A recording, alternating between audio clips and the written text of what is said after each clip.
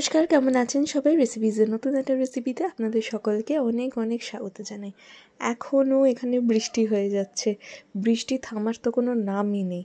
চলুন, বৃষ্টির জন্য তো আর আটকে থাকলে হবে না, রান্নাটা বসিয়ে দিই। ফ্রিজে কতগুলো বাটা মাছ ছিল, তো ভালো করে বাটা মাছগুলোতে নুন হলুদ মাখিয়ে রেখে দিচ্ছি।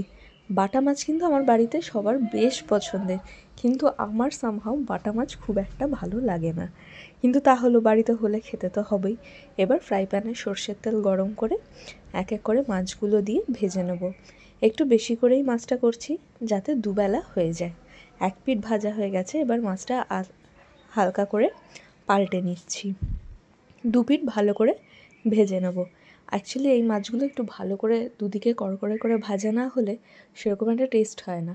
আমার বাটা মাছ কড়কড়ে করে ভাজা গরম ভাতের খেতেও ভালো লাগে বেশ, কিন্তু ঝোল হলে এখন নিরুপায়, ঝোল বাড়িতে যেটা হবে সেটা তো খেতেই হবে। প্রথমে 3টে মাছ ভাজা হয়ে গেছে, এরপরে 4টে মাছ দিয়ে দিয়েছি তেলে। এবার 4টে একসাথে গেছিলাম পাল্টাতে, সেটা করতে গিয়েই একদম কেস গন্ডগোল করে ফেললাম। দিয়ে আস্তে আস্তে করে তারপরে একটা একটা করে ভাজলাম। এই মাছগুলো আবার একটু বেশি ভাজা হয়ে গেছিলো একদিক, যেহেতু সাইডে আমি পটল কাটছিলাম এই মাছগুলো রান্না ঝোলের জন্য। তো এখানে সব কটা মাছ ভাজা হয়ে গেছে।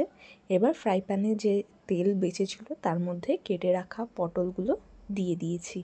দিয়ে একটুখানি ভালো করে ভেজে নিচ্ছি, উপর থেকে একটু নুন আর হলুদ দিয়ে ভালো করে পটলটা বেশ কিছুক্ষণ ধরে আমি ভেজে নেব।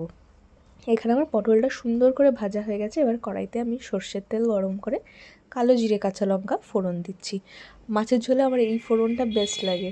দিয়ে দিচ্ছি কিছু কেটে রাখা আলু, দিয়ে একটু ভালো করে নাড়াচাড়া করে নিচ্ছি। আলুগুলো আমি এখানেই ভালো করে তেলের মধ্যে ভাজা করে নেবো। একটু আলুগুলো সাইড করে ওর মধ্যে একটু ভালো করে থেতো করে নেওয়া আদা আর রসুন দিয়েছি।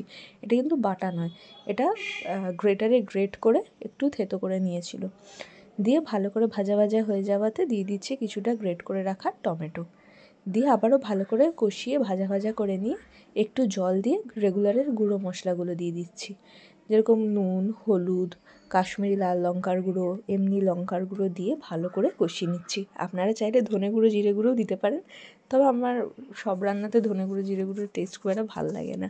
ভালো করে মশলাটা এখন কষা হয়ে গেছে, ওর মধ্যে ভেজে রাখা পটলটা দিয়ে আবারও ভালো করে কষিয়ে নিয়ে এবার পরিমাণ মতো জল দিয়ে ভালো করে ফুটতে দেবো। যেহেতু আমার দুবেলার ঝোল হবে, তো আমি একটু বেশি করেই জল দিয়েছি।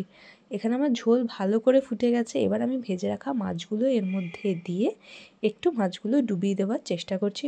আরও 2-3 মিনিট মতো আমি ঝোলটা ভালো করে ফুটিয়ে নেব।